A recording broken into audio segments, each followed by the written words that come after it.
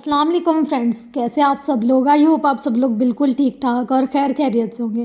Friends, आज हम शुरू करने जा रहे हैं एपिसोड 16 ऑफ नॉवल सल्फाइड, जिसकी राइटर है नूर राजपूत। और ये नावल ना आप लोगों का लाइफ चेंजर नावल बनने वाला है। ने इर्द गिर्द मून की मौजूदगी को महसूस किया था। ना जाने क्यों इसे मून के चेहरे से खौफ आता था। वो इसे अच्छा नहीं लगता था और सर्द आंखों से देखता था। हानम को अपनी रीढ़ की हड्डी में सनसनाहट महसूस होती थी। वो कुछ कह भी नहीं सकती थी।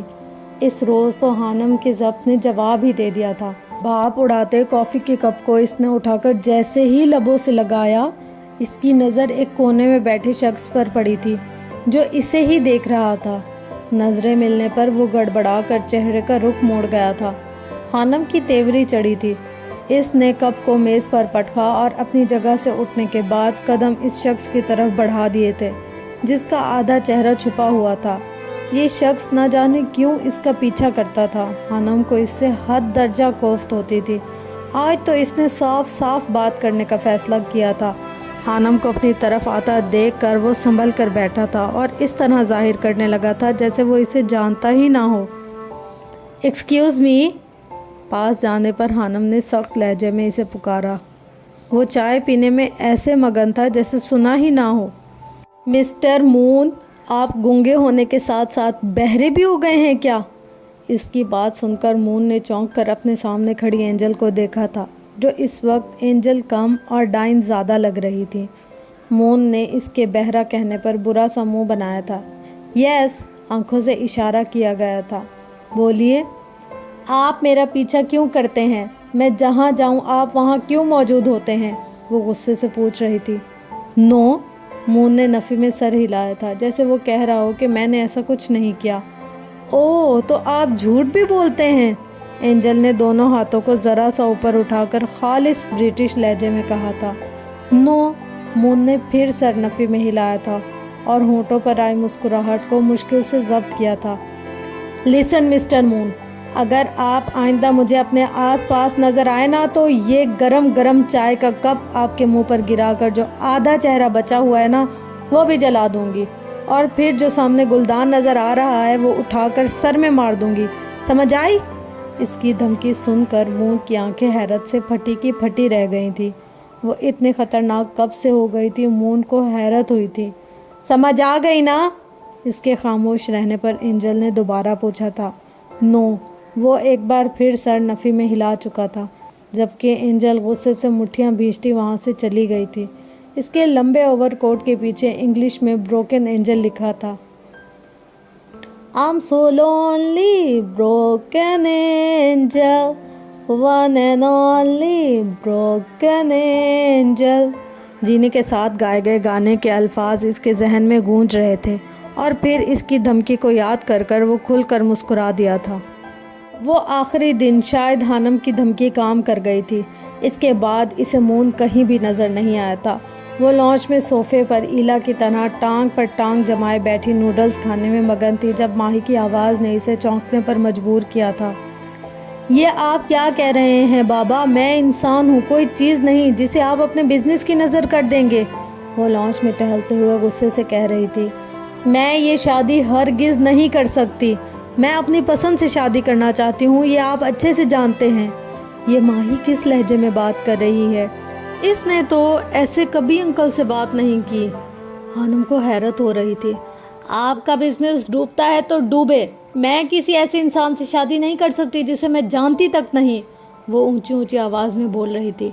लूसी माँ, हलीमा भी और हानम तीनों हैरत से इसे ही तक रही थी। आप ठीक समझ रहे हैं बाबा, मैं बहुत बदल गई हूँ। तो मैं क्या करूं? अगर आपकी तबीयत ख़राब है मैं कुर्बानी नहीं दे सकती। माही की एकतरफा बात सुनकर हानम को तो गोया अछूत से ही लग गया था। इसे यकीन नहीं हो रहा था कि वो माही ही थी जो इस तरह बोल रही थी। अगर आपको याद हो तो आपकी 2 बेटियां और भी हैं। आपको कुर्बानी के लिए मैं ही क्यों नज़र आई हूँ? आप अपनी दूसरी बेटियों से कुर्बानी मांग ले, मुझे उम्मीद है वो इनकार नहीं करेंगी। माही एक एक लफ्ज़ चबाकर कहती हानम पर एक सर्द सी नज़र डालकर अंदर जा चुकी थी, जबकि हानम को तो जैसे सख्ता हो गया था। ये क्या हो गया है माही को? वो सोच रही थी। اس سے پہلے وہ کسی نتیجے پر پہنچتی اس کے سامنے میز پر رکھا فون بجا تھا۔ خانم ایک دم چونکی تھی۔ آسیہ بیگم کی کال تھی۔ خانم نے فون اٹھانے کے بعد سلام کیا تھا۔ میں تم سے کچھ مانگنے جا رہی ہوں ہانی، مجھے امید ہے تم انکار نہیں کرو گی۔ آسیہ بیگم کی آواز میں پریشانی جھلک رہی تھی۔ خانم کا دل زور زور سے دھڑک رہا تھا، اسے کسی انہونی کا احساس ہو رہا تھا۔ بیٹا، ہمدان کے احسانات کا بدلہ چکانے کا وقت آ گیا ہے، تمہیں قربانی دینی ہوگی، کیا تم اس کے لیے تیار ہو؟ آسیہ بیگم پوچھ رہی تھی۔ امی صاف صاف بات کریں، میرا دل گھبرا رہا ہے، کس قربانی کی بات کر رہی ہیں آپ؟ خانم کو اپنے اندر ہول اٹھتے محسوس ہو رہے تھے، جانے آسیہ بیگم اس سے کیا مانگنے والی تھی۔ ہمدان کی بزنس میں کوئی مسئلہ ہو گیا ہے، پوری بات تو میں بھی نہیں جانتی، لیکن اگر ہم لوگوں نے ان سے رشتہ بنا لیا تو تعلقات مزید استوار ہوں گے اور ہمدان کی سالوں کی محنت ڈوبنے سے بچ جائے گی۔ آسیہ بیگم نے اپنے علم کے مطابق خانم کو بات بتا دی تھی۔ لیکن امی کون لوگ ہیں یہ؟ وہ حیرانی سے پوچھ رہی تھی۔ یہ تو میں بھی نہیں جانتی، لیکن لڑکا اچھا ہے، ماہی نے تو انکار کر دیا ہے، وہ کسی صورت بھی یہ شادی نہیں کرے گی، اب ہماری امید تم ہو۔ آسیہ بیگم کی بات نے خانم کے سر میں درد کر دیا تھا۔ شام تک اچھے سے سوچ لو پھر بتا دینا، لیکن مجھے امید ہے تمہارا جواب ہاں میں ہوگا۔ وہ اپنی سنا کر فون بند کر چکی تھی، جبکہ وہ حیران سی بیٹھی رہ گئی تھی۔ قربانی بہت بڑی مانگی تھی اس کی ماں نے، نہ قربانی دینے کی ہمت تھی اور نہ انکار کرنے کا حوصلہ۔ وہ اٹھ کر اپنے کمرے کی طرف بڑھ گئی تھی۔ شام ہی ہونے والی تھی، خانم کو سمجھ نہیں آ رہا تھا کہ وہ کیا جواب دے گے۔ وہ ماہی سے اس وقت تفصیل بھی نہیں پوچھ سکتی تھی کیونکہ وہ پہلے ہی بہت غصے میں تھی۔ اس نے ایک پل کو سوچا تھا کہ ماہم کا نکاح کروا دے گھر والوں سے کہہ کر، لیکن دوسرے ہی پل اس نے اپنے دماغ سے یہ سوچ نکال دی تھی، جو کام وہ خود نہیں کر سکتی تھی کیسے مطلب پرستوں کی طرح اس چیز کی قربانی ماہم سے مانگ سکتی تھی۔ رات کو ماہی اس کے کمرے میں آئی تھی۔ تم نے شادی کے لیے ہاں کر دی؟ وہ حیرانی اور خوشی کے ملے جلے تاثرات سے خانم کو دیکھ رہی تھی۔ شادی نہیں، صرف نکاح کے لیے، خانم نے جواب دیا تھا۔ ہاں وہی میری جان، مجھے یقین نہیں ہوتا کہ تم اتنی جلدی کیسے مان گئی ہو۔ ماہین نے آگے بڑھ کر اس کے گال پر پیار کیا تھا۔ خانم حیرت سے دنگ اسے دیکھ رہی تھی۔ یہ صبح والی ماہی تو کہیں سے بھی نہیں لگ رہی تھی، یہ تو بہت خوش نظر آ رہی تھی، انتہائی خوش۔ خانم نے کچھ دیر پہلے ہی فون کر کے آسیہ بیگم کو نکاح کے لیے ہاں کر دی تھی اور اب ماہی اس کے کمرے میں موجود تھی۔ تم دیکھنا، وہ لڑکا انشاءاللہ تمہیں بہت پسند آئے گا، بہت خوش رکھے گا تمہیں، ماہی اس کا ہاتھ تھامتے ہوئے بولی تھی، جبکہ خانم ابھی تک صدمے کی حالت میں تھی۔ اب تم آرام کرو، پرسوں یعنی جمعۃ المبارک کے دن عصر کے بعد تمہارا نکاح ہے، مجھے ایلا کے ساتھ مل کر بہت سی تیاری کرنی ہے۔ وہ اسے تلقین کرتی جا چکی تھی، جبکہ خانم نہ سمجھی سے سوچ رہی تھی کہ آخر یہ ہو کیا رہا تھا۔ اگلے دن ہمدان صاحب، آسیہ بیگم، ماہم اور جواد، وہ سب لوگ پیرس آ گئے تھے۔ خانم تو انہیں دیکھ کر سکتے میں چلی گئی تھی، اسے اتنا بڑا سرپرائز دیا جا رہا تھا کہ وہ حیرت سے گنگ انہیں ہی دیکھ رہی تھی۔ جب ہوش آیا تو سب سے لپٹ لپٹ کر روئی تھی۔ جواد اب لڑک پن کی عمر سے نکل کر جوانی کی دہلیز پر قدم رکھ چکا تھا۔ وہ خواب کی حالت میں سب کو دیکھ رہی تھی، اسے یقین نہیں آ رہا تھا کہ وہ اتنے سالوں بعد اپنے گھر والوں سے مل رہی تھی۔ ان لوگوں کے آتے ہی گھر میں رونق بڑھ چکی تھی۔ ماہم، ماہی اور ایلا کے ساتھ مل کر بازار خانم کا نکاح کا جوڑا لینے گئی تھی۔ خانم نے خود جانے سے انکار کر دیا تھا، وہ آسیہ بیگم کے ساتھ اپنا وقت بتانا چاہتی تھی۔ سب بہت خوش نظر آ رہے تھے۔ خانم کو کہیں سے بھی یہ نکاح قربانی کے لیے کیا گیا نہیں لگ رہا تھا۔ یہ نکاح اس کے لیے مبارک ثابت ہوا تھا، کیونکہ اس نکاح میں وہ اپنے اپنوں سے مل پائی تھی۔ وہ سرخ و سفید رنگ کے چوڑی دار پاجامے اور قمیض میں نک سک سے تیار ہوئی بہت پیاری لگ رہی تھی۔ گھر میں بھی روشنیوں کو سجایا گیا تھا، ہر کوئی تیار تھا، صرف دولہے صاحب کا انتظار کیا جا رہا تھا۔ خانم کو یقین نہیں ہو رہا تھا کہ واقعی یہ اسی کے نکاح کی تقریب تھی۔ سب بہت خوش لگ رہے تھے۔ بہت پیاری لگ رہی ہو ہانو آپی۔ جواد اس کے پاس آ کر بیٹھا تو خانم کو مضبوط پناہ کا احساس ہوا تھا۔ وہ واقعی بہت بڑا ہو گیا تھا، ماشاءاللہ۔ خانم نے دل ہی دل میں سب کی نظر اتاری تھی۔ کچھ دیر بعد لڑکے والے آ گئے تھے، انہیں ڈرائنگ روم میں بٹھایا گیا تھا۔ خانم سے کسی نے اپنے کمرے سے باہر آنے کو نہیں کہا تھا اور نہ وہ خود گئی تھی۔ اس کا دل تیز تیز دھڑک رہا تھا۔ جذبات و احساسات بالکل نئے تھے۔ کچھ دیر بعد قاضی نکاح کے لیے آیا تھا۔ وہ خانم سے اس کو روحان حیدر کے نکاح میں دیے جانے کا پوچھ رہا تھا، جبکہ خانم کو روحان کے نام پر کرنٹ لگا تھا۔ اسے اپنی آنکھوں کے سامنے اندھیرا چھاتا محسوس ہو رہا تھا۔ وہ اس شخص کے کسی ہم نام سے بھی نہیں ملتی تھی۔ کہاں اس کے ہم نام سے شادی؟ ہانی بیٹا بولو، آسیہ بیگم نے اسے خاموش دیکھ کر کہا تھا۔ جی، وہ اس بات میں سر ہلا گئی تھی۔ 5 منٹ بعد قاضی جا چکا تھا، جبکہ خانم اپنے دل کو سمجھانے کی کوشش کر رہی تھی۔ نکاح ہو چکا تھا۔ ماہی نے اسے باہر آنے کا کہا تھا تاکہ اسے روحان حیدر کے ساتھ بٹھایا جا سکے۔ نہیں، میری طبیعت ٹھیک نہیں ہے، خانم نے صاف انکار کر دیا تھا۔ ماہی اسے غور سے دیکھ رہی تھی۔ خوبصورت چہرے پر سوچ کی لکیریں واضح تھیں۔ ٹھیک ہے، تم آرام کرو، وہ کہہ کر کمرے سے باہر چلی گئی تھی۔ خانم کو کسی انسان کی بھی سمجھ نہیں آ رہی تھی۔ وہ الجھ پڑی تھی۔ اس سے پہلے ہی ماہی کا فون پر اس طرح سے ہمدان انکل سے بات کرنا اور پھر خانم کی ہاں کرنے پر اتنا خوش ہونا، اسے سمجھ نہیں آ رہا تھا کیا حقیقت تھی اور کیا دھوکہ۔ ڈرائنگ روم میں کافی چہل پہل تھی۔ روحان حیدر خاموش لیکن پرسکون سا بیٹھا تھا۔ جواد اس کے ساتھ چپکا بیٹھا تھا، جبکہ ہمدان صاحب روحان کے بڑے بھائی کے ساتھ بیٹھے باتوں میں مصروف تھے۔ کھانا خوشگوار ماحول میں کھایا گیا تھا۔ خانم کو بھی کھانا دے آؤ، حلیمہ بی کی آواز پر ماہی فٹ سے اٹھی تھی۔ وہ کھانے کی ڈش لے کر اس کے کمرے کی طرف بڑھ گئی تھی۔ تم بہت خوش نصیب ہو ہانی کہ تمہیں روحان حیدر جیسا لڑکا ملا ہے۔ سچی مجھے لگتا تھا کہ دنیا میں حشام جبیل سے زیادہ خوبصورت مرد کوئی نہیں، لیکن روحان کو دیکھ کر تو مجھے اپنا بیان بدلنا پڑا۔ وہ مسکرا دی تھی، جبکہ خانم حیرت سے اسے دیکھ رہی تھی۔ وہ جان گئی تھی کہ ماہی حشام کو بہت پسند کرتی تھی۔ شاید اسی وجہ سے اس نے روحان سے شادی کرنے سے انکار کر دیا تھا۔ خانم نے جو ہلکا پھلکا زیور پہنا تھا وہ اتار دیا تھا۔ اب بس چوڑیاں پہنی تھی اور نکاح کا جوڑا۔ وہ تھکی ہوئی نظر آ رہی تھی۔ اس نے مشکل سے تھوڑا سا کھانا کھایا تھا۔ جنوری کا مہینہ تھا۔ آج 18 جنوری تھی۔ یہ کیسا دن تھا؟ اس دن کیا ہوا تھا خانم کو یاد بھی نہیں تھا۔ میں سو جاؤں؟ اس نے ماہی کو لگاتار بولتے دیکھا تو پوچھا۔ ہاں ٹھیک ہے۔ ماہی کو ایک دم بریک لگی تھی۔ کمرے میں ہیٹر کی گرمائش خانم کو پرسکون کر رہی تھی۔ ماہی چلی گئی تھی اور وہ اپنے دکھتے سر کے ساتھ سونے کے لیے لیٹ گئی تھی۔ نکاح سے پہلے وہ اتنی پریشان نہیں تھی جتنی نکاح کے بعد ہو گئی تھی۔ سب کچھ اچانک ایک دم اتنی جلدی بدل جاتا تھا کہ انسان سوچ بھی نہیں سکتا۔ صبح وہ اٹھی تو خانم تھی اور اب اسے روحان حیدر کا بنایا جا چکا تھا۔ خانم کو سمجھ نہیں آ رہی تھی کہ اس کے ساتھ کیا ہوا تھا۔ آرجے مر چکا تھا یہ وہ جانتی تھی، اور اس کا نام روحان جبیل تھا، لیکن اس کا ہم نام روحان حیدر اسے شدید کوفت ہو رہی تھی۔ نکاح سے پہلے اور نکاح کے بعد اسے سب نے کہا تھا کہ اگر وہ روحان سے ملنا چاہے تو مل لے، لیکن وہ ابھی ذہنی طور پر خود کو تیار نہیں کر پائی تھی کہ وہ اس شخص سے ملے جو اس کی زندگی کا اہم حصہ بن گیا تھا۔ شاید آج بھی ماضی کا خوف اس کے دل میں سانپ کی طرح کنڈلی مارے بیٹھا تھا۔ کتنی ہی دیر وہ جاگتی رہی تھی۔ وہ پوچھنا چاہتی تھی کہ یہ روحان حیدر کون تھا، لیکن اس کی ہمت ہی نہیں ہوئی۔ شاید اس سوال کے جواب میں اس سے بہت سے سوال کیے جاتے، اور وہ ایسا کچھ نہیں چاہتی تھی۔ نکاح سے پہلے اس نے کوئی سوال نہیں کیا تھا تو نکاح کے بعد کیوں؟ سوچتے سوچتے وہ نیند کی وادی میں اتر گئی تھی۔ رات کو اچانک زوردار آواز پر اس کی آنکھ کھلی تھی۔ کمرے میں اندھیرا تھا۔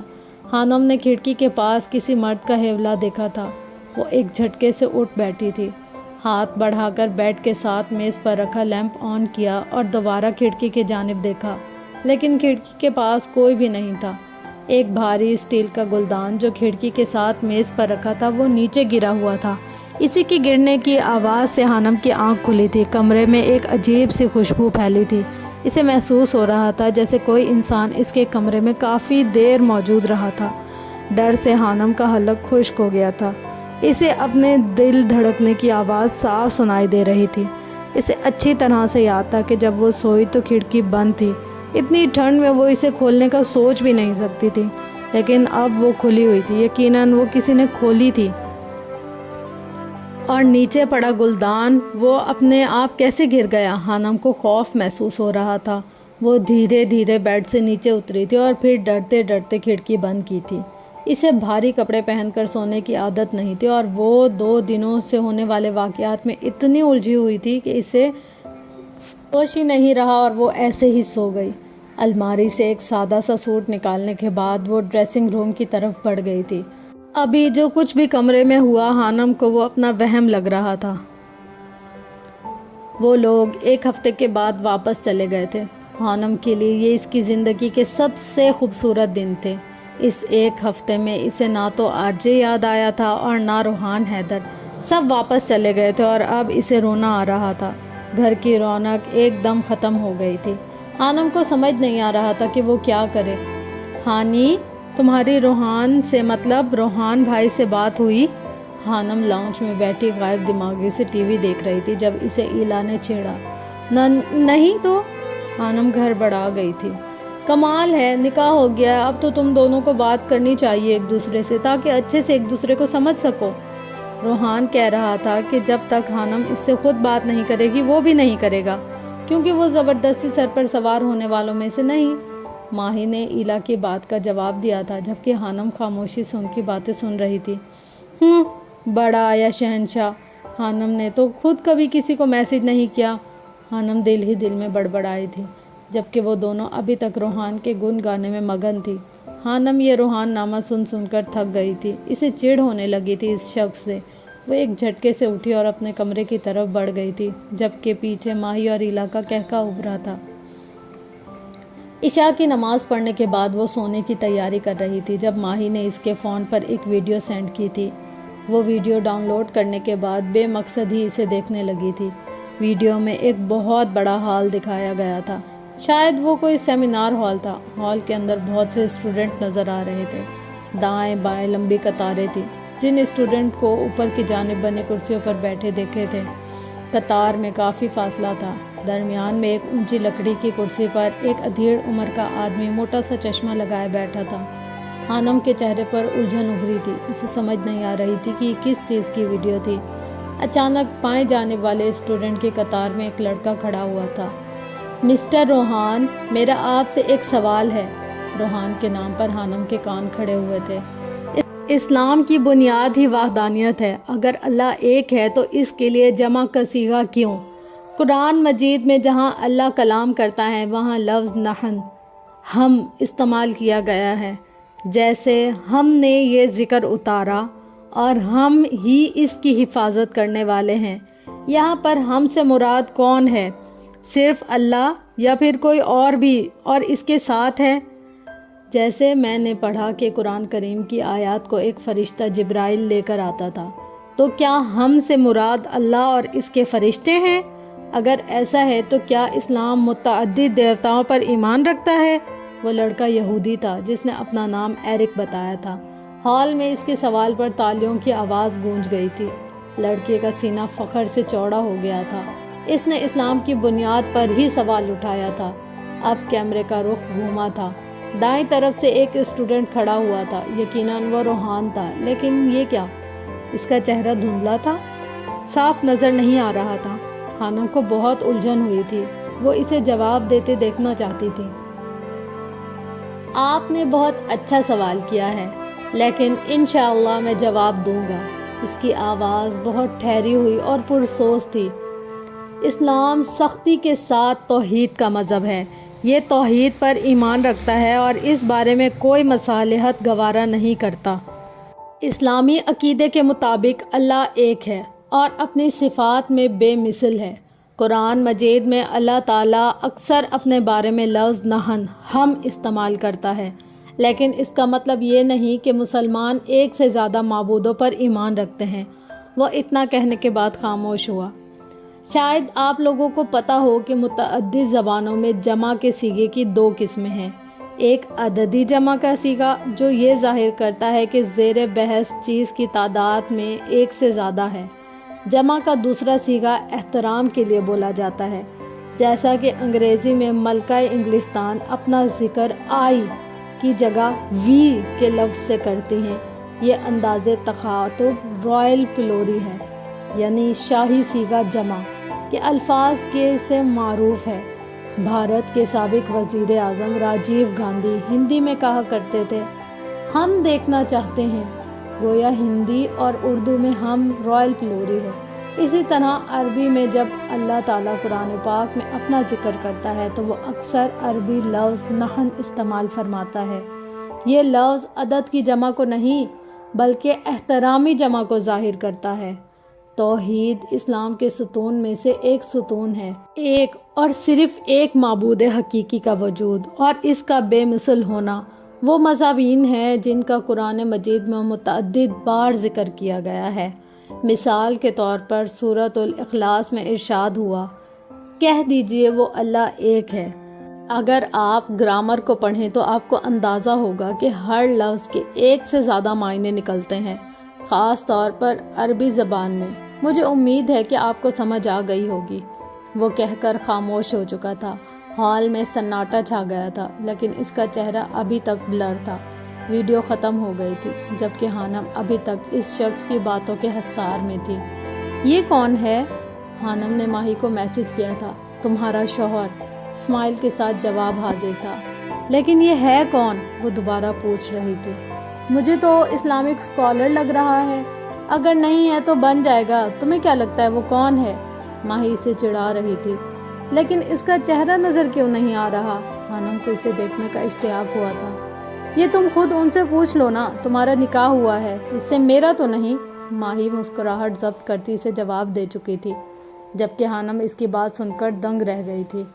تمہیں اس کی سوشل میڈیا اکاؤنٹ کی آئی ڈی بھیج رہی ہوں، فالو کر سکتی ہو تم اسے۔ کچھ دیر بعد ماہی کا میسج آیا تھا اور ساتھ ہی لنک بھی تھا، جبکہ ہانم ابھی تک شاک بیٹھی تھی۔ اسے یقین نہیں ہو رہا تھا کہ جو اس نے ابھی کچھ پہلے دیکھا وہ سچ تھا۔ 2 دن کی ذہنی کشمکش اور سوچ و بچار کے بعد ہانم نے اپنا موبائل اٹھایا تھا۔ آج وہ اتنے سالوں بعد پھر سے سوشل میڈیا کو استعمال کرنے والی تھی۔ اس نے فیس بک پر انجل نام کی آئی ڈی بنائی تھی۔ ماہی کا بھیجا گیا لنک اوپن کیا تھا۔ ہانم کو اپنے دل دھڑکنے کی آواز صاف سنائی دے رہی تھی۔ وہ اس شخص کو دیکھنے جا رہی تھی جس کا اسے بنا دیا گیا تھا۔ اس کا نام لکھا گیا تھا، لیکن نہ جانے کس زبان میں۔ ہانم کو وہ زبان سمجھنے سے قاصر تھی۔ شاید وہ جرمن زبان تھی۔ البتہ جرمن زبان میں لکھے گئے نام کے نیچے روحان لکھا تھا، جو اس کی نشاندہی کر رہا تھا۔ کیا دنیا میں کوئی ایسا زیرو بھی ہے جس کو کوئی تکلیف نہ پہنچی ہو؟ مجھے اتنی تکلیف دی گئی ہے کہ میں اب اس کا خیال ہی نہیں کرتا۔ جب لوگ ہی اس قسم کے ہیں تو پھر کوئی کیا ہی کر سکتا ہے۔ اگر اس کا خیال کرو تو کام میں خلل پڑتا ہے، اور پھر تکلیف پر دل کوڑنے سے وقت ضائع کرنے کے علاوہ کچھ نہیں ہوتا۔ یہی ہے زندگی کا عالم۔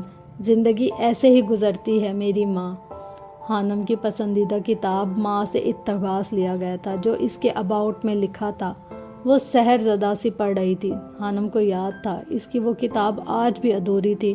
وہ مکمل نہیں ہوئی تھی، لیکن وہ شخص شاید مکمل کر چکا تھا۔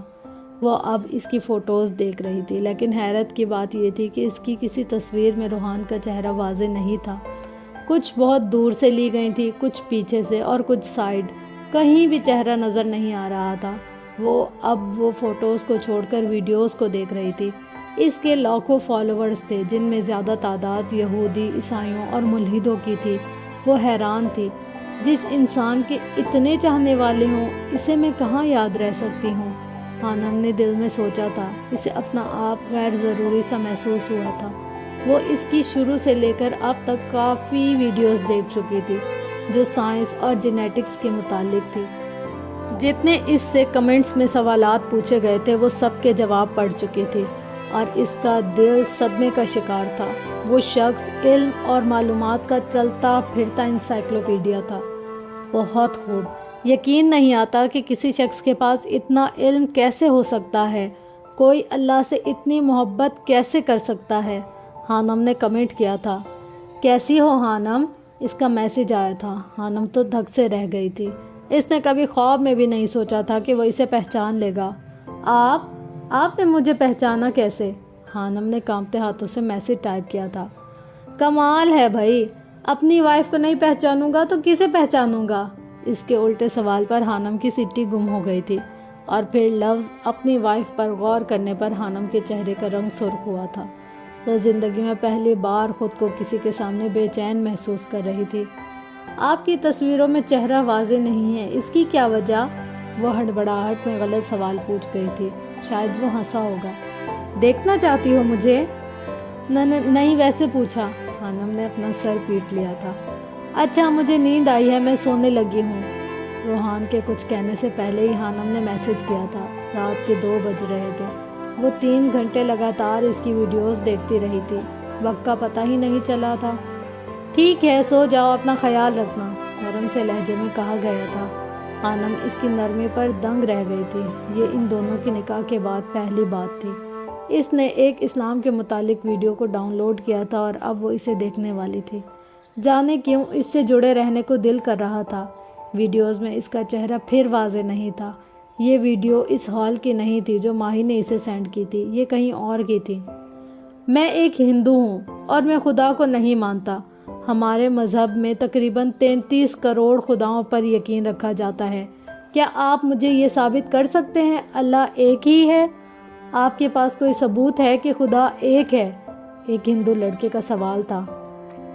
آپ نے ایک اچھا سوال کیا ہے، میں اس کا جواب دوں گا۔ پہلی بات تو یہ کہ ہندو کسے کہتے ہیں؟ ہندو کوئی مذہب نہیں بلکہ انڈس کی زمین پر رہنے والوں کو ہندو کہا جاتا ہے۔ جب عربی لوگ اس خطے میں آئے تو انہوں نے جغرافیائی لحاظ سے یہاں کے رہنے والوں کو ہندو پکارا۔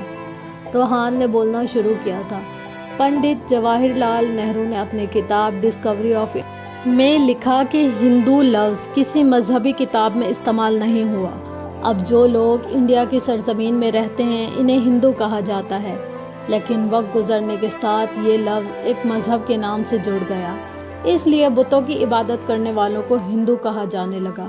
دوسری بات یہ کہ آپ نہیں مانتے کہ خدا ایک ہے، بلکہ آپ 33 کروڑ خداؤں پر یقین رکھتے ہیں، ایسا ہی ہے نا؟ جی ایسا ہے، لڑکے نے جواب دیا تھا۔ آپ سے کس نے کہا کہ خداؤں کی تعداد 33 کروڑ ہے؟ روحان نے سوال پوچھا تھا۔ سب ہی کہتے ہیں، میں نے پڑھا اور اپنے باپ سے سنا۔ تو آپ نے اپنے باپ سے سنا کہ خداؤں یعنی بھگوانوں کی تعداد 33 کروڑ ہے۔ میں کہہ رہا ہوں کہ خدا ایک ہے، آپ میری بات پر یقین کیوں نہیں کرتے؟ کیا میں آپ کا دشمن ہوں؟ وہ مسکرا رہا تھا۔ نہیں، ایسی بات نہیں، لڑکا کھسیا گیا تھا۔ آپ جانتے ہیں کہ آپ کے مذہب میں بہت سی کتابیں ہیں، جیسے شروتی، مہابھارت اور رامائن۔ کیا آپ نے شروتی کو پڑھا کہ ہندوؤں کے لحاظ سے سب سے اونچی کتاب میں سے ہے، جس کا عہدہ بڑا ہے؟ کیا آپ نے اسے غور سے پڑھا؟ لڑکا خاموش تھا۔ اگر آپ سب سے اونچی کتاب شروتی کو پڑھیں، جس کے باب نمبر 1 سیشن نمبر 2 کی پہلی آیت یعنی ورسز میں لکھا ہے کہ خدا ایک ہے بنا کسی دوسرے کے، یہ میں نہیں کہہ رہا، یہ آپ کی کتاب میں لکھا گیا ہے۔ اسی طرح شویتا اپنشد کے باب نمبر 6 کی 9ویں ورسز میں لکھا ہے کہ اس خدا سے بڑا کوئی نہیں، اس کے کوئی والدین نہیں۔ اسی طرح اسی کتاب کے باب 4 کی 19ویں ورسز میں لکھا ہے کہ اس خدا کی کوئی تصویر، کوئی پریتما نہیں۔ اسی طرح یجروید کے باب 32 اور ورسز نمبر 3 میں بھی یہی لکھا ہے کہ اس خدا کی کوئی تصویر نہیں، کوئی پینٹنگ نہیں۔ لڑکے کو گویا سانپ سونگھ گیا تھا۔ وہ حیرت سے اس شخص کو دیکھ رہا تھا جو اس کے مذہب کی کتاب کیسے حوالے دے رہا تھا۔ اسی طرح یجروید کے باب 40 میں لکھا ہے کہ وہ لوگ اندھیر کال میں جا رہے ہیں جو لوگ سبوتی کی عبادت کرتے ہیں۔ یہاں سبوتی سے مراد غیر فطری چیز جیسے آگ، پانی اور ہوا وغیرہ۔ اور اسی طرح دوسری جگہ پر لکھا ہے کہ وہ لوگ اندھیر کال میں جا رہے ہیں جو لوگ سمبوتی کی عبادت کرتے ہیں۔ یہاں سمبوتی سے مراد ہاتھ سے بنائی ہوئی چیزیں ہیں جیسا کہ بت وغیرہ۔ تو میرے بھائی، آپ کی ان کتابوں سے ثابت ہوا کہ خدا ایک ہی ہے۔ آپ نے کہا کہ آپ نے اپنے باپ سے اور باقی لوگوں سے سنا کہ خدا 33 کروڑ ہیں۔ اگر آپ سے کوئی کہے کہ 2 + 2 5 ہوتے ہیں تو آپ مان لیں گے؟ نہیں، لڑکے نے جواب دیا تھا۔ کیوں نہیں مانیں گے؟ کیونکہ آپ جانتے ہیں کہ 2 + 2 5 نہیں بلکہ 4 ہوتے ہیں۔ اسی طرح آپ کو آپ کے خدا کی تعداد کا علم نہیں۔ لوگوں نے جیسا کہا آپ نے مان لیا۔ جب آپ کے باپ نے کہا کہ خدا 33 کروڑ ہیں تو آپ نے حوالہ مانگا کہ ایسا کہاں لکھا ہے؟ خاموشی، گہری خاموشی۔ یقین نہیں تو میں نے جتنے بھی حوالے اوپر بیان کیے ہیں انہیں اپنے لکھ لیں اور جا کر پڑھیں، یقیناً ایسا ہی لکھا ہوا ہے۔ خدا ایک ہی ہے اور اللہ ایک ہے۔ روحان کا لہجہ آخری بات پر کہتے ہوئے محبت سے چور ہو چکا تھا۔ ویڈیو ختم ہو چکی تھی۔ خانم کا سکتہ ٹوٹا تھا۔ اس نے کانپتے ہاتھوں سے موبائل کو بیڈ پر پھینک دیا تھا۔ اس کا دل کیا تھا کہ وہ چیخے، چلائے اور زور زور سے روئے، دھاڑے مارے۔ اسے کس انسان سے نواز دیا گیا تھا یہ وہ بھی نہیں جانتی تھی۔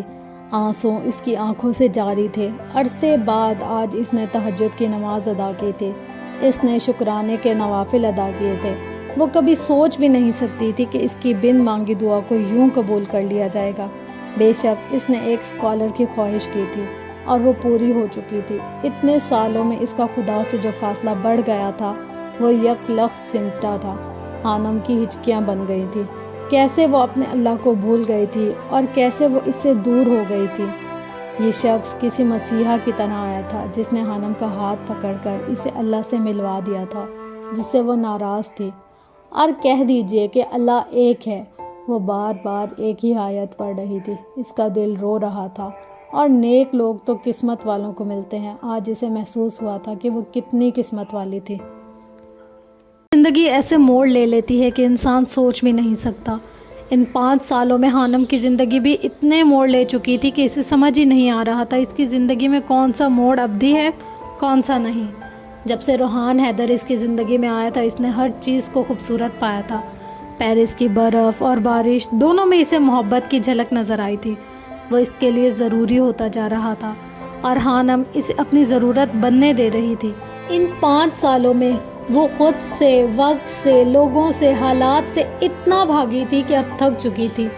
اسے یاد تھا آج بھی وہ دن جب اس نے روحان حیدر سے پہلی بار فون کال پر بات کی تھی۔ اس کی آواز دل سوز تھی، اس کی بات کرنے میں ایک ٹھہراؤ تھا۔ کبھی کبھی خانم کو محسوس ہوتا تھا اس کی ٹھہری ہوئی پرسکون آواز کے پیچھے ایک گہری شدت چھپی تھی جو اسے محسوس ہوتی تھی۔ وہ لان میں بیٹھی تھی، ٹھنڈی ہوا میں اڑتے اس کے سنہری بال جو اب پہلے کی نسبت لمبے ہو چکے تھے۔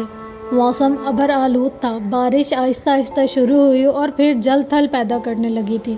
وہ اب لان کی جانب کھلنے والے دروازے میں کھڑی بارش کو تک رہی تھی، لیکن اس کا دھیان موبائل میں لگا ہوا تھا۔ وہ خود اسے فون نہیں کرتی تھی بلکہ شاید وہ ہر لمحہ اس کے فون کا انتظار کرتی تھی۔ اس کی امید بھر آئی تھی۔ موبائل پر رنگ ہوئی تھی۔ خانم نے دھڑکتے دل کے ساتھ فون اٹھایا تھا۔ بارش انجوائے کر رہی ہو؟ روحان کے سوال پر وہ دنگ رہ گئی تھی۔ آپ کو کیسے پتا؟ خانم نے حیرانی سے پوچھا تھا۔ پیرس میں بارش ہو رہی ہے جو لگاتار 3 دن تک جاری رہنے والی ہے۔ اب بارش ہو رہی ہے تو یقیناً تم اسے ہی دیکھ رہی ہوگی۔ جی، وہ بس اتنا ہی کہہ پائی تھی۔ اچھا یہ بتاؤ کہ دنیا کی سب سے خوبصورت بارش کہاں ہوتی ہے؟ پنجاب یونیورسٹی میں، بے ساختہ ہی خانم کے منہ سے نکلا تھا۔ اگلے پل وہ زبان دانتوں تلے دبا چکی تھی۔ دوسری طرف خاموشی چھا گئی تھی۔ پی یو کی بارش حسین لگتی تھی لیکن اب نہیں۔ خانم نے اپنی بات کی توسیع کی۔ ایسا کیوں؟ وہ پوچھ رہا تھا۔ وہاں کی بارش سے بہت سی خطرناک یادیں جڑی ہیں جو روح کو گھائل کرتی ہیں، خانم نے آنکھیں بند کرتے ہوئے کہا تھا۔ روحان ایک گہری سانس لے کر رہ گیا تھا۔ جو برا ہوا اسے بھول جانا چاہیے۔ ہمیشہ اپنی زندگی میں اچھی چیزوں کا تصور کرو، خوش رہو۔ وہ مسکرا دیا تھا۔ خانم بھی مسکرا دی تھی۔ اسے ہر چیز خوبصورت لگنے لگی تھی۔ وہ اسے کیسے بتاتی؟ وہ اس شخص کو ہر لمحہ اپنے آس پاس محسوس کرتی تھی، اور محبت تو ایسی ہی ہوتی ہے جو انسان کے کردار سے ہو، اور جب محبت ہوتی ہے تو ہر چہرہ خوبصورت ہو جاتا ہے۔ ماسٹرز مکمل ہو گیا تمہارا؟ جی 1 سال ہونے والا ہے، خانم نے بتایا۔ کس فیلڈ میں مکمل کیا ہے؟ جیولوجی، زمین کی اسٹڈی۔ اچھا تو یہ بتاؤ کہ زمین کی شکل کیا ہے؟ خانم اس کے سوال پر چونک گئی۔ جیوسفیریکل، خانم کا انداز سوالیہ تھا۔ گڈ، لیکن یہ تو سائنس کہتی ہے۔ اللہ نے تو زمین بچھا دیا ہے۔ مجھے قرآن سے زمین کی چپٹی ہونے کی نشانی ملی ہے۔ وہ شاید الجھی ہوئی تھی اس لیے پوچھ رہی تھی۔ آیت بتاؤ کس میں زمین کے چپٹے ہونے کا لکھا ہے؟ وہ پوچھ رہا تھا۔ سورۃ نازعات کی آیت نمبر 30 میں لکھا ہے، اور اس کے بعد زمین کو ہموار بچھا دیا۔ اس آیت سے تو یہی معلوم ہوتا ہے نا کہ زمین چپٹی ہے؟ نہیں، ایسا نہیں ہے۔ وہ پھر مسکرا دیا تھا۔ اس آیت کے آخر میں جو لفظ دہاہا استعمال ہوا ہے یہ عربی کے لفظ دحیا سے نکلا ہے، جس کا مطلب انڈے جیسی شکل، اور یہ انڈا عام انڈا نہیں بلکہ یہ شتر مرغ کا انڈا ہے جو اوپر اور نیچے سے فلیٹ ہوتا ہے۔ خانم سانس روکے اسے سن رہی تھی۔ زمین کی تخلیق آسمان سے پہلے ہوئی، لیکن اس کو ہموار آسمان کی پیدائش کے بعد کیا گیا ہے، اور یہاں اسی حقیقت کا بیان ہے۔ اور ہموار کرنے کا یا پھیلانے کا مطلب کہ زمین کو رہائش کے قابل بنانے کے لیے جن جن چیزوں کی ضرورت ہے اللہ نے ان کا تمام اہتمام فرمایا۔ مثلاً زمین سے پانی نکالا، اس میں چارہ اور خوراک پیدا کی، پہاڑوں کو میخوں کی طرح مضبوط گاڑ دیا تاکہ زمین ہلے نہ، لیکن اس کا ہرگز مطلب یہ نہیں کہ زمین چپٹی ہے۔ تقریباً 1579 میں ڈاکٹر فرانسک نے پہلی زمین کی شکل کے متعلق بتایا تھا۔ انہوں نے اسے سفیریکل بتایا تھا، جبکہ قرآن پاک میں 1400 سال پہلے زمین کی شکل کے متعلق بتا دیا گیا تھا۔ اب سمجھ آئی؟ وہ نرم لہجے میں پوچھ رہا تھا۔ خانم نے اس بات میں سر ہلا دیا جیسے وہ اسے ہی دیکھ رہا ہو۔ اس نے سر اٹھا کر آسمان کو دیکھا تھا۔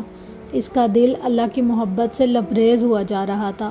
عرصہ ہوا تھا اس نے قرآن کی آیات پر تدبر کرنا چھوڑ دیا تھا۔ اب وہ شخص اسے واپس اسی خانم کے پاس لے جا رہا تھا جو ہر چیز میں لاجک ڈھونڈتی تھی۔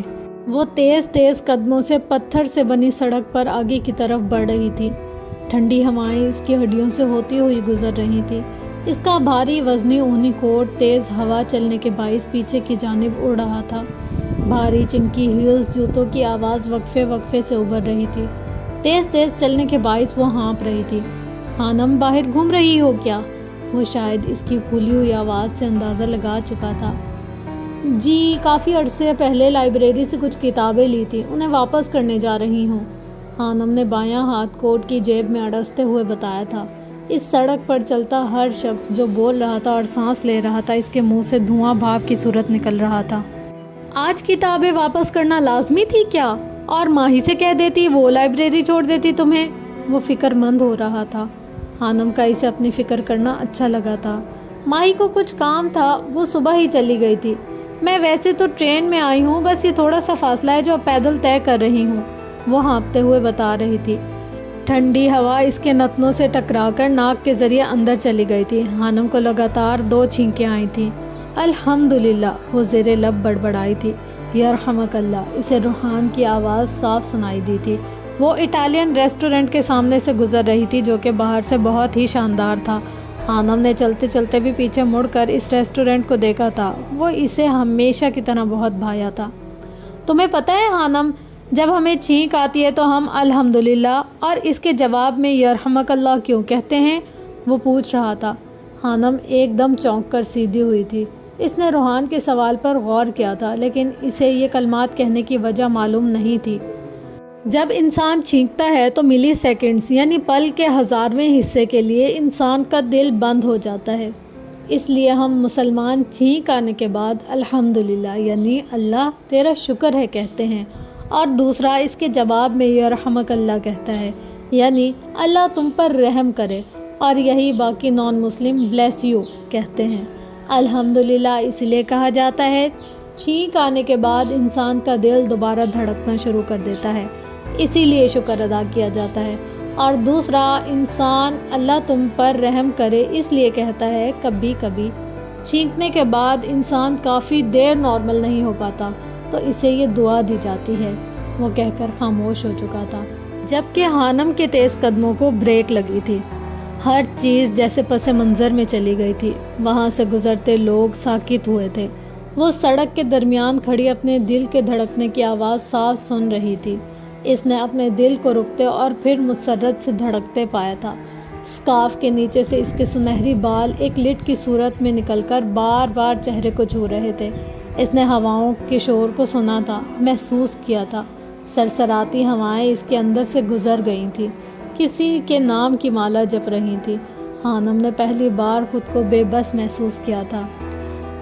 اگر ہم چھینک ہی روک لیں تو پھر تو دل بند نہیں ہوگا نا؟ خانم نے خود کو نارمل کرنے کے لیے پوچھا تھا۔ تو مسز، جو انسان ایسا کرتا ہے اس کے دماغ کی رگ پھٹ سکتی ہے۔ چیخ بہت زور آور ہوتی ہے، اسے نہیں روکنا چاہیے۔ اوف، ڈرائیں تو مت۔ خانم اس کی بات سن کر جھرجھری سی لے کر رہ گئی تھی۔ روحان اس کی بات سن کر دل کھول کر ہنسا تھا۔ خانم نے محسوس کیا تھا اس کی ہنسی بہت خوبصورت تھی۔ وہ کبھی چھت پھاڑ کہکا نہیں لگاتا تھا، جانے اس کی مزاج میں اتنی نفاست کہاں سے آئی تھی۔ پیرس کب آ رہے ہیں آپ؟ خانم نے بات کا رخ بدلا تھا۔ اسے اب سامنے لائبریری نظر آ گئی تھی۔ جب تم بلاؤ میں آ جاؤں گا۔ اس کے جانثار لہجے پر خانم مسکرا کر رہ گئی تھی۔ ٹھیک ہے، پھر جلدی سے تیاری کر لیں، میں آپ سے ملنا چاہتی ہوں، وہ بھی بہت جلد۔ وہ جیسے حکم دے رہی تھی۔ وقت براق کی رفتار سے بھاگ رہا تھا۔ اسے نہ دن کی خبر ہوتی تھی اور نہ رات کی۔ اسے یاد تھا تو اتنا کہ روحان کی قرآن پاک کی آیت پر کیا تدبر سننا ہوتا ہے۔ وقت بدل رہا تھا، جیسے موسم بدل رہا تھا، اور پھر وہ بھی تو بدل رہی تھی۔ جیسے ہی وہ لائبریری میں داخل ہوئی تھی، اسے سامنے والی میز پر حشام بیٹھا نظر آیا تھا۔ کتنے مہینوں بعد وہ اس کی شکل دیکھ رہی تھی۔ وہ سیدھا اس کی طرف بڑھ گئی تھی۔ یہ آپ کی کتابیں؟ خانم نے کتابوں کو میز پر رکھتے ہوئے کہا تھا۔ حشام نے چونک کر اسے دیکھا تھا۔ اس کی آنکھوں میں اذیت ابھری تھی جسے خانم محسوس نہیں کر پائی تھی۔ کیسی ہیں آپ؟ وہ پوچھ رہا تھا۔ جی اللہ کا شکر ہے، میں ٹھیک ہوں۔ آپ گم ہو گئے ہیں شاید، مجھے بتایا تھا ماہی نے، اس دن آپ گھر آئے تھے، تب میں سوئی ہوئی تھی۔ جانتا ہوں۔ پھیکی سی مسکراہٹ اس کے لبوں پر پھیل گئی تھی۔ خانم نے محسوس کیا تھا وہ پہلے سے کافی کمزور ہو گیا تھا۔ اس کی آنکھیں اندر کو دھنسی نظر آ رہی تھی۔ آپ کی طبیعت تو ٹھیک ہے؟ وہ بے اختیاری میں پوچھ بیٹھی تھی۔ حشام نے ایک شکوے بھری نظر اس پر ڈالی تھی۔ خانم کو اب محسوس ہو رہا تھا کہ اسے حشام کے سامنے نہیں آنا چاہیے تھا۔ ابھی تک تو ٹھیک ہوں، زندہ ہوں، وہ زخمی مسکراہٹ لیے کہہ رہا تھا۔ میرا نکاح ہو چکا ہے، خانم نے سنجیدہ سے لہجے میں بتایا تھا۔ جانتا ہوں۔ اس کے جواب پر خانم چونکی تھی۔ وہ اسے سوالیہ نظروں سے دیکھ رہی تھی۔ ماہی نے بتایا تھا۔ حشام ایک دم سیدھا ہوا تھا۔ بہت بہت مبارک ہو، وہ مشکل سے مسکرا پایا تھا۔ شکریہ۔ رخصتی کب ہے اور تم روحان سے ملی ہو کیا؟ نہیں، ابھی نہیں، شاید اگلے مہینے ملے، ہم سوچ رہے تھے کہ اینیورسری پر ملیں۔ خانم مسکرائی تھی۔ حشام پہلو بدل کر رہ گیا تھا۔ آپ اتنی کتابیں کیوں پڑھتے ہیں، وہ بھی عشق کی داستانیں؟ خانم نے اس کے ہاتھ میں عشق کے 40 چراغ دیکھتے ہوئے پوچھا تھا۔ اچھا لگتا ہے مجھے، داستانیں پڑھنے کا شوق ہے، اور کچھ میرا تعلق انگلش ادب سے ہے تو شاید اس لیے۔ حشام نے جس یونیورسٹی سے خود پڑھا تھا وہ اب وہاں انگلش کا پروفیسر تھا۔ اسٹوڈنٹ، خاص طور پر لڑکیاں اس کی شخصیت کی گرویدہ تھیں۔ چلیں ٹھیک ہے، آپ پڑھیں، میں چلتی ہوں، مجھے کچھ کام ہے۔ وہ اٹھی تھی۔ اللہ حافظ۔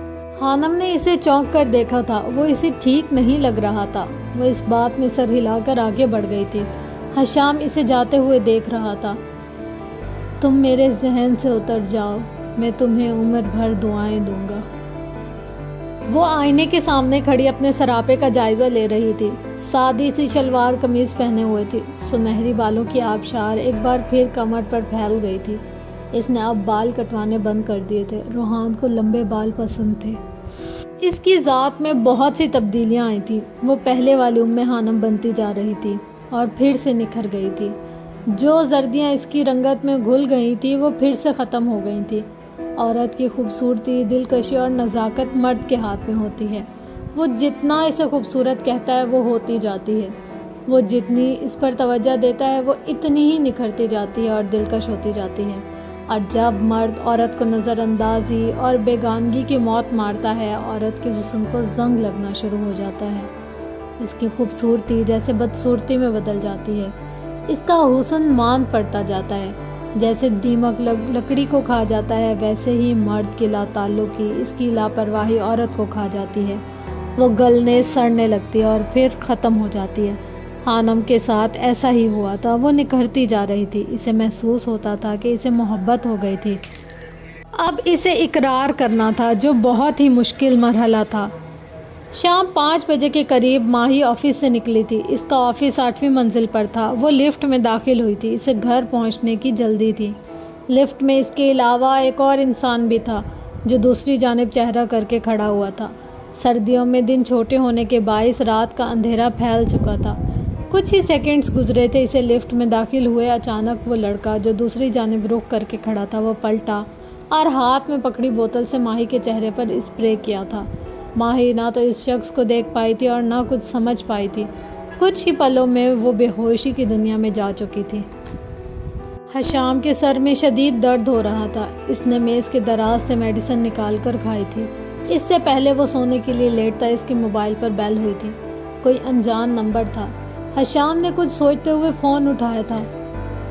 اگر اپنی محبوبہ کی زندگی چاہتے ہو تو بنا کوئی چالاکی کیے میرے بتائے ہوئے پتے پر پہنچ جاؤ، ایک ایک لفظ چبا چبا کر کہا گیا تھا۔ ہیلو، کون؟ حشام حیرانی سے بول رہا تھا، لیکن دوسری طرف سے فون بند ہو چکا تھا۔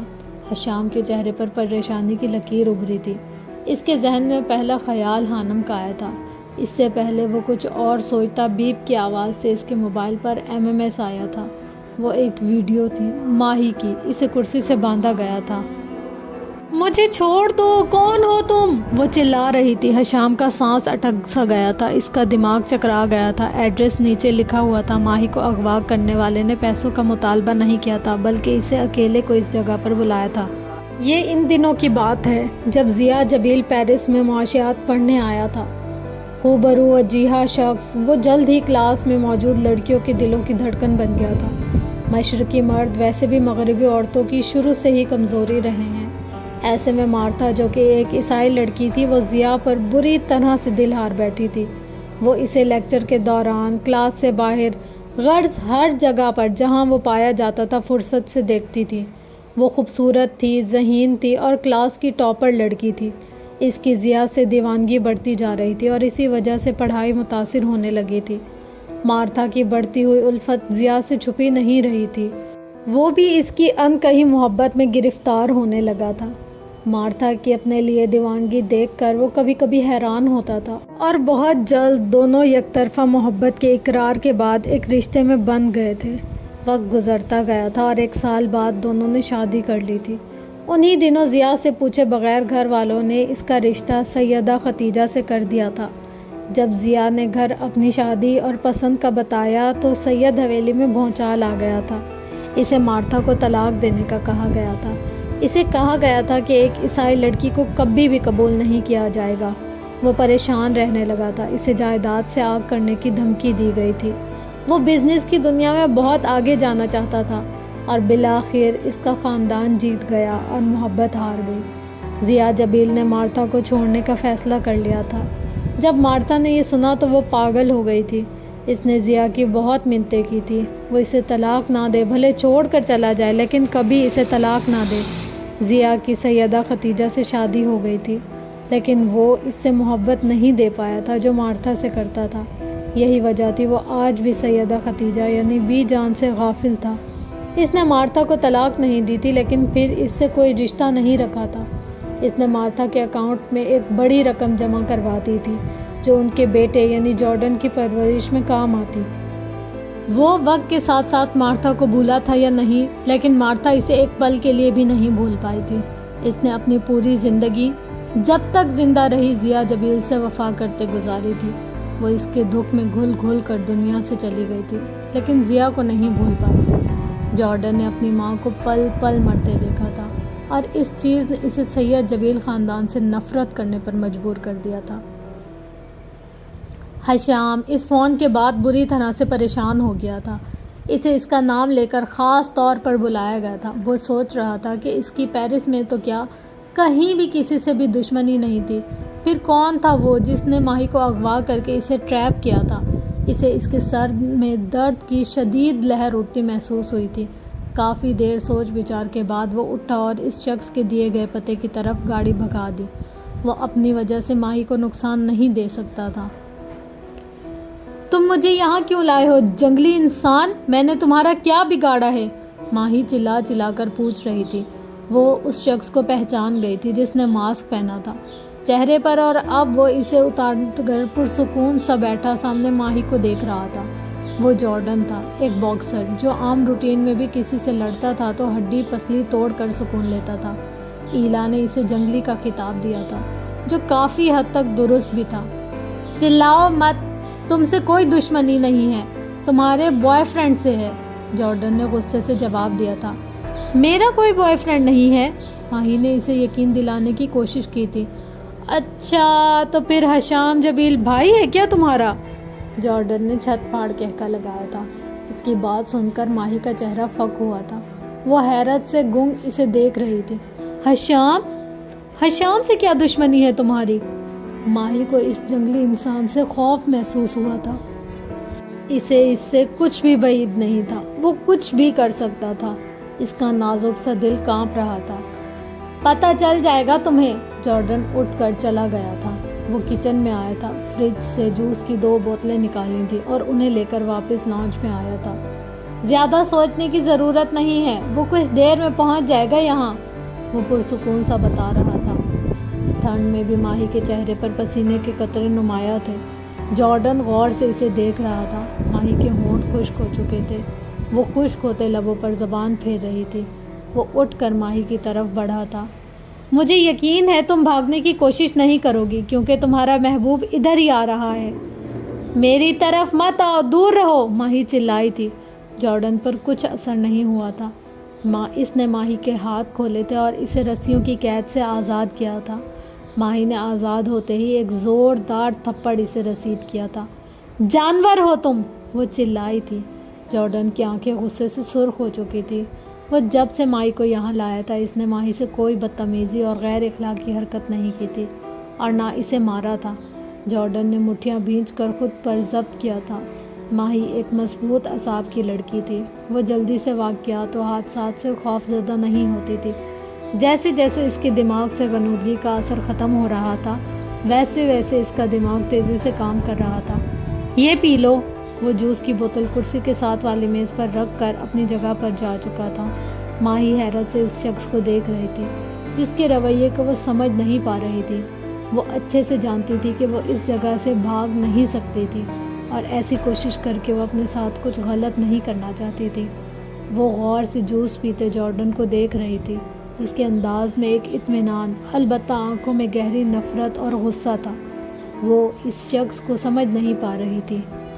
ہانی بچے، کیا تمہاری ماہی بچے سے بات ہوئی ہے؟ وہ اب تک گھر نہیں آیا، فون بند جا رہا ہے اس کا۔ لوسی ماں پریشانی سے ہانم کے کمرے میں داخل ہوئی تھی۔ نہیں لوسی ماں، میری کوئی بات نہیں ہوئی، ہانم نے جواب دیا تھا۔ لوسی ماں کی بات سن کر وہ بھی پریشان ہو گئی تھی۔ پتہ نہیں کہاں رہ گیا ہے میرا بچہ، کبھی بتائے بنا گھر سے اتنی دیر باہر نہیں رہتا۔ آپ پریشان مت ہو لوسی ماں، میں اس کا نمبر ملاتی ہوں، میٹنگ میں ہوگی آ جائے گی، ہانم نے انہیں تسلی دی تھی۔ میرا دل گھبرا رہا ہے بچے، خدا سب ٹھیک کرے۔ انشاءاللہ سب ٹھیک ہوگا، آپ پریشان نہ ہو، آپ آرام کریں جا کر، میں کرتی ہوں کچھ۔ ہانم کی بات سن کر لوسی ماں چلی گئی تھی لیکن ہانم پریشانی سے ماہی کا نمبر ملا رہی تھی۔ حشام جب جارڈن کے دیے گئے پتے پر پہنچا تو کافی رات ہو چکی تھی۔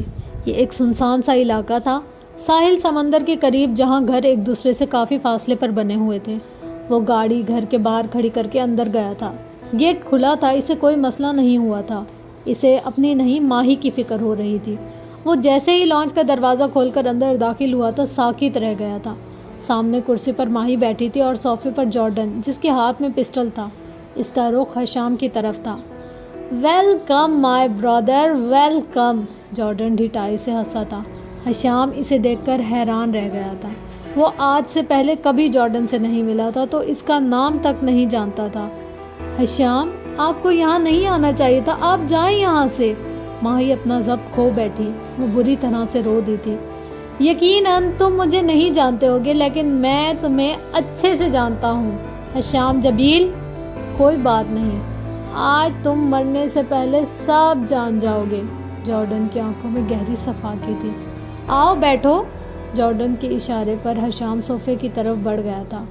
وہ جاننا چاہتا تھا کہ جارڈن اس سے اتنی نفرت کیوں کرتا تھا، اس کی وجہ کیا تھی۔ میں ہوں جارڈن جبیل، ضیاء جبیل کا بیٹا، بدقسمتی سے تمہارا سوتیلا بھائی۔ حشام کو لگا جیسے گھر کی عمارت اس کے اوپر گر گئی ہو۔ وہ حیرت سے گنگ جارڈن کو دیکھ رہا تھا۔ یقین نہیں تو اپنے باپ سے پوچھ لو، سب پتہ چل جائے گا۔ وہ مسکرایا تھا، زخمی مسکراہٹ۔ جارڈن نے اپنے پاس صوفے پر رکھے بڑے سے ڈبے سے کچھ نکالا تھا اور پھر اسے حشام کی طرف پھینکا تھا۔ یہ دیکھو، دیکھو سب! وہ مارتھا اور ضیا کی تصویریں تھیں، کچھ شادی سے پہلے کی اور کچھ شادی کے بعد کی۔ حشام پھٹی پھٹی نگاہوں سے انہیں دیکھ رہا تھا۔ اس کے سر میں شدید درد کی لہر تھی جسے وہ کنٹرول کرنے کی کوشش کر رہا تھا۔ یہ دیکھو نکاح نامہ، کورٹ میرج کا۔ جانتے ہو، میری ماں مارتھا ساری عمر تمہارے باپ کی بے وفائی کی وجہ سے روتی رہی۔ وہ گھٹ گھٹ کر مر گئی۔ میں نے باپ ہوتے ہوئے بھی یتیمی کی زندگی گزاری ہے۔ مجھے انتہا کی نفرت ہے تم سے، تمہارے خاندان سے۔ جب وہ محبت نبھا نہیں سکتے تو کیوں میری ماں کو برباد کیا؟ آخر کیوں؟ وہ چلایا تھا۔ جارڈن کی آنکھوں میں نمی جبکہ لہجے میں اذیت تھی۔ اس کے چلانے سے ماہی ڈر گئی تھی جبکہ حشام تو زلزلوں کی زد میں تھا۔ اسے آج پتہ چلا تھا کہ اس کا باپ اس کی بی جان کو کیوں نظر انداز کرتا تھا۔ جتنی اذیت اس وقت جارڈن کے اندر پھیلی تھی اتنی ہی حشام کی رگوں میں بھی اتر گئی تھی۔ اس نے اپنے بابا سائیں کی زندگی کا یہ رخ تو کبھی دیکھا ہی نہیں تھا۔ تمہارے باپ نے مجھ سے میری سب سے قیمتی چیز چھین لی ہے، میرا واحد سہارا، میری ماں، اور آج میں تمہیں مار کر اپنا بدلہ لوں گا ضیا جبیل سے۔ بہت پیار کرتا ہے نا وہ تم سے، آج میں اس سے اس کی قیمتی چیز چھینوں گا۔ وہ بے رحم ہوا تھا۔ نہیں، تم ایسا نہیں کرو گے جارڈن، ماہی چلائی تھی۔ بہت پیار کرتے ہو تم دونوں ایک دوسرے سے، ہے نا؟ جارڈن ماہی کی طرف اشارہ کر کے پوچھ رہا تھا۔ حشام نے ماہی کو دیکھا تھا اور پھر نظریں چرا گیا تھا۔ موت جس انسان کا انتظار کر رہی ہو، تم اسے کیا مارو گے جارڈن؟ حشام بولا تو اس کے لہجے میں صدیوں کی تھکن تھی۔ جارڈن نے چونک کر اسے دیکھا تھا۔ اور میں ماہی سے محبت نہیں کرتا، تمہیں غلط فہمی ہوئی ہے، اسے جانے دو، اس کا کوئی قصور نہیں۔ میرا خاندان تمہارا گنہگار ہے، ماہی کا نہیں۔ تمہیں کیا لگتا ہے تم کہو گے اور میں مان لوں گا؟ جارڈن نے کہکا لگایا تھا۔ بہت بار تم دونوں کو ایک ساتھ دیکھا ہے، تم ماہی کے گھر بھی آتے جاتے رہے ہو، مجھے بے وقوف سمجھا ہے؟ غصہ انسان سے اس کی سوچنے سمجھنے کی صلاحیت چھین لیتا ہے۔ اگر تم غور کرتے تو جان لیتے۔ میں یہاں تم دونوں کی بکواس ہرگز نہیں سننے والا۔ تم تو مرو گے حشام جبیل، تم مرو گے تب ہی مجھے سکون ملے گا۔ اس نے پسٹل کا رخ حشام کی طرف کیا تھا۔ نہیں، تم ایسا نہیں کر سکتے۔ ماہی حشام کی طرف لپکی تھی۔ جارڈن نے ٹریگر پر انگلی رکھی تھی۔ نہیں جارڈن، تم ایسا نہیں کرو گے۔ ماہی رو دی تھی۔ وہ حشام کے آگے کھڑی تھی۔ ماہی کو حشام کے لیے تڑپتا دیکھ کر ایک بار پھر جارڈن کے اندر اذیت پھیلی تھی۔ موت تو برحق ہے ماہی، اگر اسی طرح لکھی ہے تو اسی طرح صحیح۔ حشام نے ماہی کا بازو پکڑ کر اسے سائڈ پر کیا تھا اور خود چلتا جارڈن کے سامنے آیا تھا۔ اگر میری موت سے میرے باپ کا گناہ جو کہ انہوں نے مجبوری میں کیا مٹ جائے گا اور تمہاری تکلیف کم ہو جائے گی اور مارتھا ماں کی روح کو سکون مل جائے گا تو مار دو مجھے۔ حشام کا لہجہ حتمی تھا۔ جارڈن نے چونک کر اسے دیکھا تھا۔ حشام نے اس کی ماں کو ماں کہا تھا۔ وہ رشتوں کو خود سے بڑھ کر عزت دینے والا شخص تھا۔ ایک پل کے لیے جارڈن کا دل بدلا تھا، دوسرے ہی پل اس نے پسٹل کو حشام کی پیشانی پر رکھا تھا۔ نہیں جارڈن، پلیز معاف کر دو، حشام کو کچھ مت کہنا، میں تمہارے آگے ہاتھ جوڑتی ہوں۔ ماہی اس کے سامنے ہاتھ جوڑے کھڑی تھی۔ تمہیں اللہ کا واسطہ ہے، ہمیں جانے دو، حشام کو کچھ مت کہو، حشام میری زندگی ہے، تم کہو تو میں تمہارے پاؤں پکڑ لیتی ہوں۔ وہ روتے ہوئے اس کے پاؤں کی طرف جھکی تھی۔ اور کوئی اپنی محبت کے لیے یوں نہ روتا ہوگا۔ جارڈن اسے اپنے پاؤں کی طرف جھکتا دیکھ کر تڑپ کر پیچھے ہوا تھا۔ اسے روتی ہوئی ماہی میں مارتھا نظر آئی تھی۔ وہ جب بھی اپنے باپ کو مارنے کی بات کرتا تھا مارتھا ایسے ہی روتی تھی۔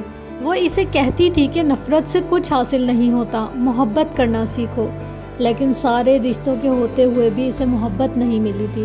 جتنی محبت ماہی حشام سے کرتی تھی اتنی ہی مارتھا ضیا سے کرتی تھی۔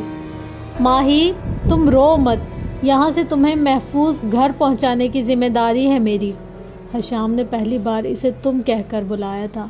مجھے امید ہے کہ مجھے مارنے کے بعد تم ماہی کو صحیح سلامت اس کے گھر پہنچاؤ گے۔